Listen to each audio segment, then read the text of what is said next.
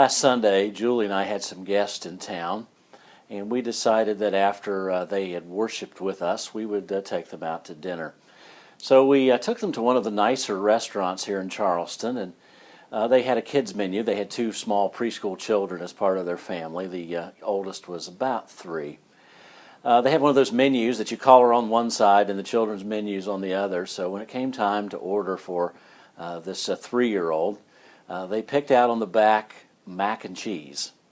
I could almost see what was happening because I think in the child's mind, mac and cheese meant something that looked like it comes out of this box, one that you're probably familiar with. But the mac and cheese that arrived at our table didn't look anything like the Kraft variety.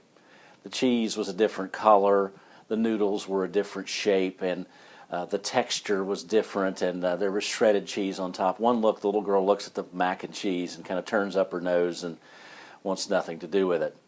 Well, for the next few minutes, it was all about Dad and Mom coaxing the little girl to take a taste, because they believed if she would just sample, she would like the result.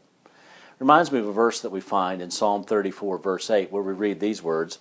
It says this, the psalmist writes, "So taste and see that the Lord is good. Blessed is the man who trusts in him."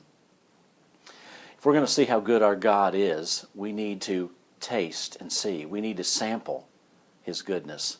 We do that through trust. We do that simply through taking him at his word and acting upon it. I think one of the reasons we don't trust more is we've really never sampled his goodness in our lives. Perhaps it's our fear that keeps him at arm's length. Perhaps our expectations. Perhaps it's some hurt from the past. But here's what I want to encourage you today.